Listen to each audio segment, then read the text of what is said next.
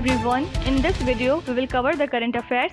I am Nuzhat Sana. For mobile optimized ebooks, please install GKToday Academy app. You can attend the quizzes on this app for better practice, and after that you can also read the detailed explanation of the questions you have missed.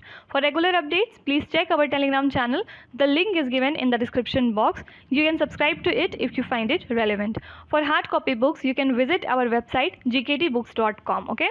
Also, our latest initiative is UPSC Prelims Test Series for 2021 and 2022 in GKToday Academy app.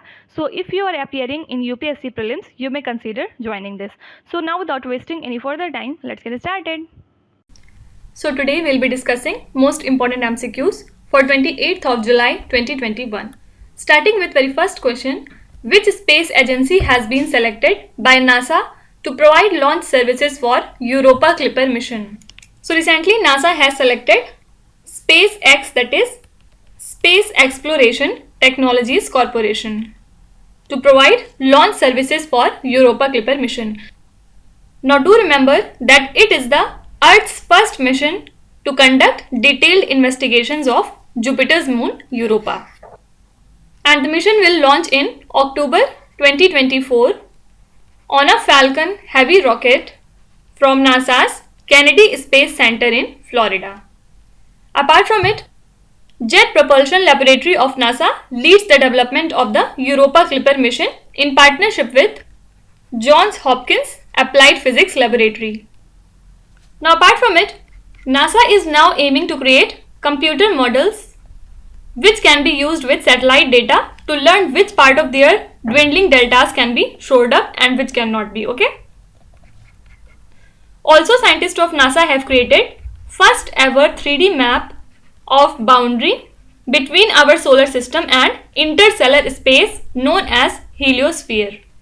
Also recently, new spacecraft of NASA named as NEA Scout has successfully passed all the tests, and now it would be in the orbit by the end of November 2021. And which is the Jupiter's largest moon? It is Ganymede. And few days back it was in news because NASA's Hubble Space Telescope has spotted massive saltwater ocean under its icy crust. Okay. And apart from all these things, sixth largest moon of Saturn, that is Enceladus, was in news. Why? Because recently NASA's Cassini spacecraft has detected an unusual high concentration of methane along with carbon dioxide and hydrogen. Fine. Question number 2. Which country is set to build the world's first nuclear reactor that does not need water for cooling? So Chinese scientists have launched plans for a first of its kind nuclear reactor that does not need water for cooling anymore. And it is dubbed as the world's first clean nuclear reactor. So this molten salt nuclear reactor is set to run on liquid thorium rather than uranium, which is generally used. And it is expected to be safer than traditional reactors as the molten salt cools and solidifies quickly when exposed to the air, and hence it insulates the thorium so that any leak would cause lesser radiation. Fine. Now apart from it, China has planned to send its first crewed mission to Mars in the year 2023. And recently China's Tianwen-1 was in news because recently it has successfully entered the orbit around Mars. Also, China has rolled out a 600 km per hour high speed maglev train in Qingdao, located in Shandong province of East China, and it is the fastest available ground vehicle. Also, Chinese giant panda is no more an endangered species, rather now it is in vulnerable category. Now can you tell me the name of the satellite which has been recently launched by China? And it is the first satellite of a new generation meteorological satellite launched by Long March 3B rocket from Xichang Satellite Launch Center. Please write the name of that particular satellite in the comment section. Also, China is building world's first commercial small modular reactor named as Linglong 1. And already we have seen that China's Ministry of Industry and IT has issued a draft 3-year action plan to develop country's cybersecurity industry. So it is expected that the sector may be worth more than $38.6 billion by the end of 2023. So these are some of the things for which China was in news. Question number 3. Satish Kalsekar, who recently passed away, is a renowned poet in which language? So he is a renowned Marathi poet and recently he has been passed away in Maharashtra at the age of 78 years. Mr. Satish was awarded with Sahitya Akademi Award in the year 2014 for his collection of essays Vachanaryachi Rojanishi, and he had written several popular collections of poems also. So basically he worked in several forms of literature and contributed in various fields including poetry, translation, editing and prose writing. Now let's talk about some of the important demises quickly. Recently, Gira Sara Bhai has been passed away and she is related to architecture.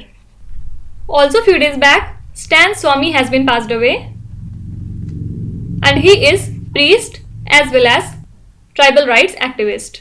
Then recently President of Haiti, Jovenel Moise, has been assassinated, and now can you tell me who has been appointed as new president of Haiti? Please write in the comment section.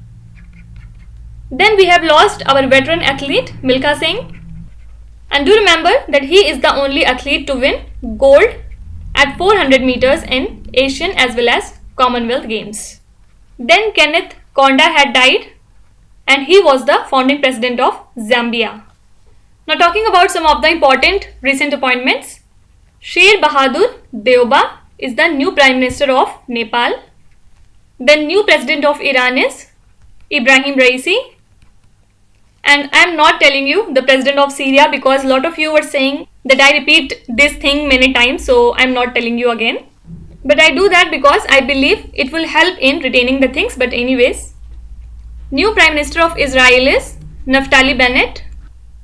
Then Prime Minister of Central African Republic is Henry Mary Dondra. And now you have to tell me who is our current election commissioner. Please write in the comment section.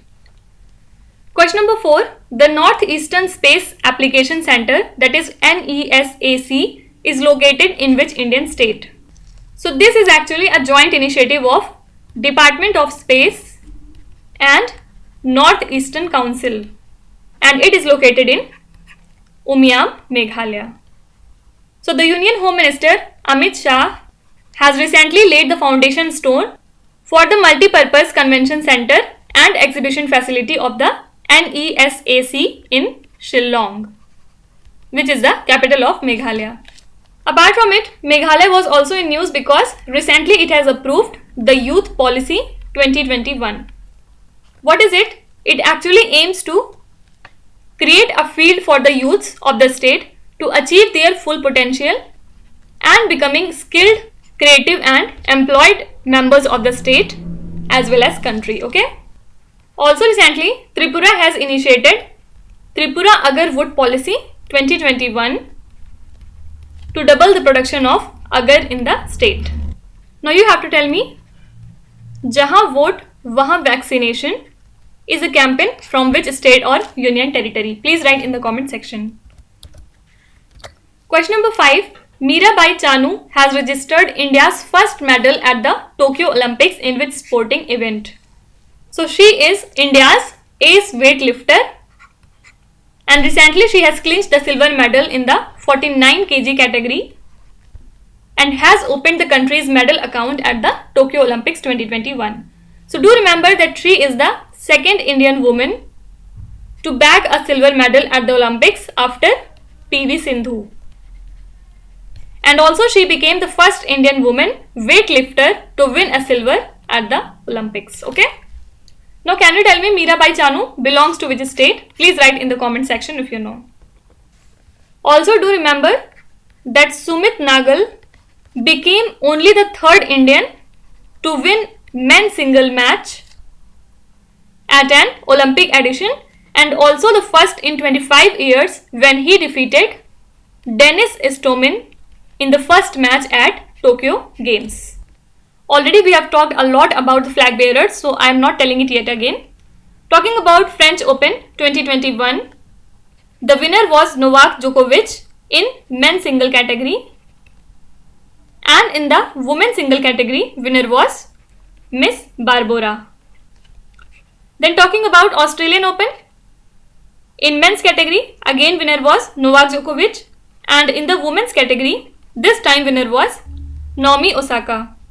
And also, Naomi Osaka had earlier decided to withdraw from French Open, for which she was fined also with $15,000 by French Open authorities. Why? Because she decided to drop media session as she believes that it was affecting her mental health. Also, New Zealand has won the inaugural ICC World Test Championship Finals, and with this it has become the first World Test Champion, and this is New Zealand's first ICC title in 2 decades. Also, 2032 Olympic Games is to be hosted by Brisbane, which is in Australia. Talking about Australia, here an island was in news these days called as Christmas Island. Question number 6. Which country has authorized $100 million emergency funds to meet refugee needs in Afghanistan? So recently, US President Joe Biden has authorized up to $100 million amount from an emergency fund to meet the emergency refugee needs caused from the situation in Afghanistan, including for Afghan special immigration visa applicants. Now the fund will support those who are applying to the special immigrant visas program, and under the program as many as 20,000 Afghans who worked for the USA and now fear retribution from the Taliban have applied. Now apart from it, a finger-sized fossil of a microsaur from 308 million years ago has been unearthed in USA. Also, USA was in news due to DACA, that is Deferred Action for Childhood Arrivals. Actually, it is a type of immigration policy that grants some extra rights to illegal migrants who were brought into the USA as minors. But now what happened is, a federal judge in Texas has ruled that this 2012 DACA program, which was created by Barack Obama, is illegal. Why? Because they believe that Congress never approved it properly and in formal way. Okay. Then Levon Aronian is important because he has recently won the Gold Money Asian Rapid Online Chess title 2021. Also, US Senate has recently passed a legislation to ban the import of products from China's Xinjiang region because the US has been condemning China for genocide against Uyghurs and other Muslim groups. So this is type of Uyghur Forced Labor Prevention Act. Okay. Then government of USA has recently unveiled an online hub for the victims of ransomware attacks. And already we have seen that US government has cancelled now JD project and now there would be JWCC. Question number 7. As per RBI's recent amendments, what is the maximum sanctioned amount of loan to other bank directors without board approval? So Reserve Bank of India has modified rules for extending loans to directors of other banks and relatives of the directors as well. So as per the new amendments, banks can extend personal loans up to 5 crore rupees to directors of other banks and their relatives other than their spouses without board approval. Okay. So the earlier limit for such loans was just 25 lakh rupees. And the regulations apply to directors including the CMD of other banks or any firm in which they are interested as a partner or guarantor or any company in which they hold their interest. Okay. Now apart from it, as per RBI data, India's foreign exchange reserves rose by 835 million USD to touch a record high of USD 612.73 billion USD. Till what time? In the week ended 16th of July 2021.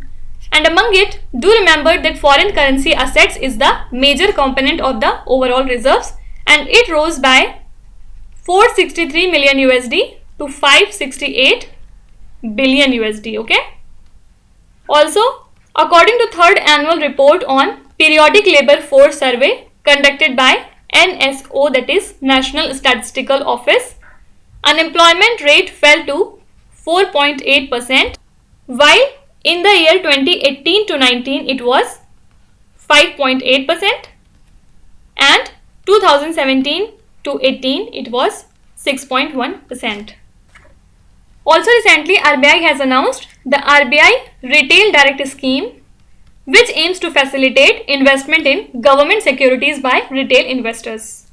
Also, it has recently allowed small finance banks to apply for amalgamation with the promoter entities on completing 5 years of its operation.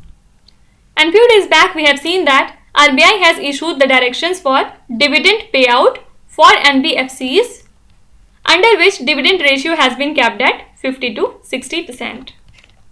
Now you have to tell me the name of all the 4 deputy governors of RBI. Question number 8. Which Indian hydrographer won the Alexander Dalrymple Award given by the British government?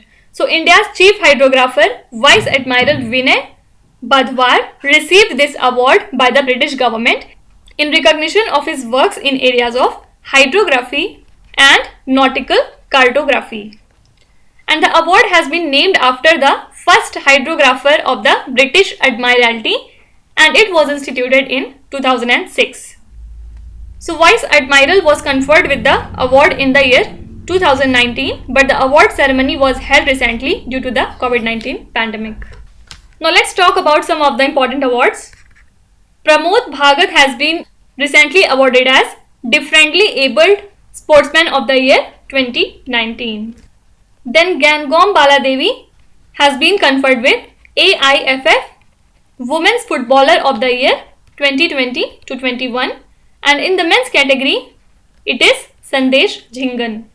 Then recently we have seen that 2 Indian organizations have won UNDP Equator Prize 2021. Can you tell me which are these organizations? Please write in the comment section. Then Bangladesh Nobel Laureate Muhammad Yunus is to get Olympic laurel in Tokyo Olympics 2021. Then we have seen that Invest India has recently won Most Innovative Investment Promotion Agency 2021 award. Apart from it, journalist P. Sainath has recently won Japan's Fukuoka Grand Prize. And the highest civilian award of Mongolia goes to R.K. Sabharwal. Question number 9. Which institution along with International Energy Agency launched the Renewables Integration in India's report?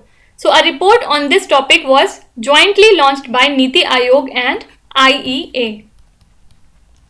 And the report is based on the outcome of 3 state workshops held with the governments of Maharashtra, Karnataka and Gujarat to understand the specific energy transition challenges which are faced by these renewable rich states.